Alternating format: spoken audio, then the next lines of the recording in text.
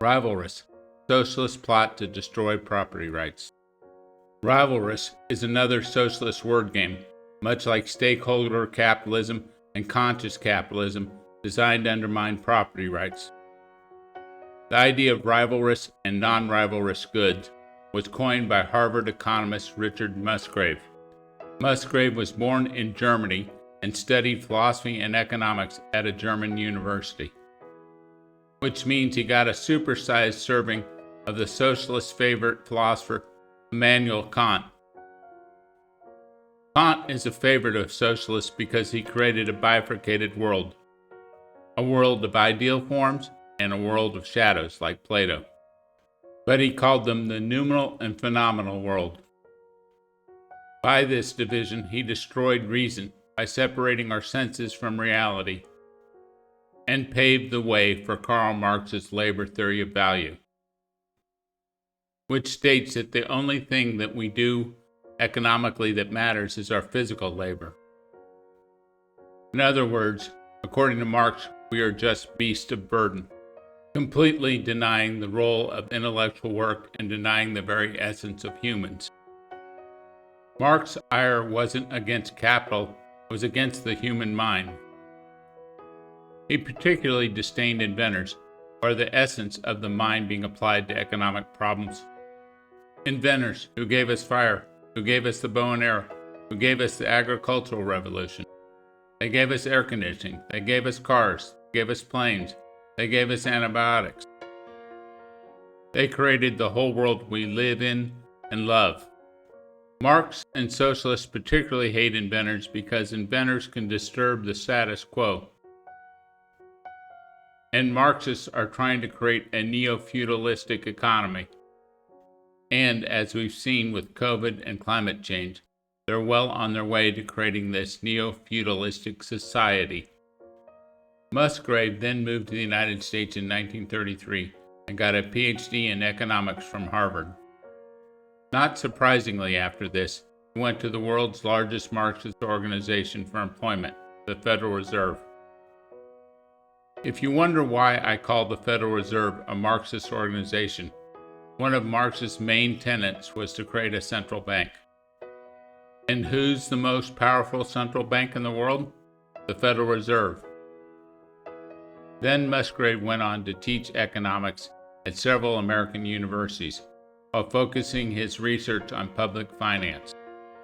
Musgrave developed his idea of rivalrous and non-rivalrous goods or property rights while working on public finance. He argued national defense is a non-rivalrous public good, whereas public parks are rivalrous. Notice this was all developed around the concept of public property, which is an oxymoron in and of itself. Musgrave was a lifelong progressive and pushed progressive policies. Progressive or progressivism is another oxymoron created by socialists. Progressivism isn't progressive. It's about slowly implementing socialist policies. It's actually regressive. This deceptive oxymoron is designed by scumbag Marxists to destroy your ability to reason. So the idea of rivalrous or non-rivalrous goods or property rights was created by a progressive, i.e. a socialist, who was steeped in the ideas of Immanuel Kant and who doesn't believe that property rights should exist. And a lot of socialist scumbags and Marxists and useful idiots have repeated this nonsense. But why do you call them shit? Because they are shit. This is how the idea of rivalrous and non-rivalrous goods is explained in an academic paper. An apple grows on a tree. Arnold and Betty both want to eat it. Their demands upon the apple are incompatible. There are a variety of different solutions to their conflict. The apple might be taken and eaten by Arnold, or it might be taken and eaten by Betty, or it might be split between them. Actually, it's not quite accurate to say that there are multiple solutions to the conflict. There are no true solutions, only resolutions. There are decisions that produce outcomes of one sort or another, but those outcomes are necessarily compromises. A simple, inescapable fact is that they cannot both eat the whole apple. Perhaps in a system of property norms, the conflict between Arnold and Betty could be resolved on the basis of might makes right, with the constraints of whatever rights be free from physical harm or otherwise in place, perhaps by some sort of agreement between Arnold and Betty. Property represents a different response. It supplies a normative principle that establishes the priority of claims to control the apple and determine its use. This type of response is quite simply the essence of property. Property arises because the apple cannot be eaten by Arnold and Betty, and it arises, in other words, because the apple is rivalrous.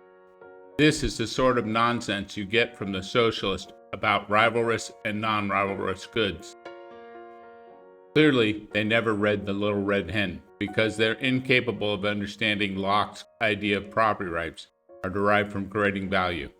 In this absurd case, was it Arnold or Betty who picked the apple? That, of course, is irrelevant to socialist scum, because socialists are like the other animals in The Little Red Hen. They don't want to do any of the work, but they want all the reward. That's the very essence of stakeholder capitalism. They get to control your property rights despite the fact that they created none of the value. It's time to put an end to this stupid socialist idea. Rivalrous and non-rivalrous goods have nothing to do with property rights. That's just socialist claptrap. Long live freedom, damn it.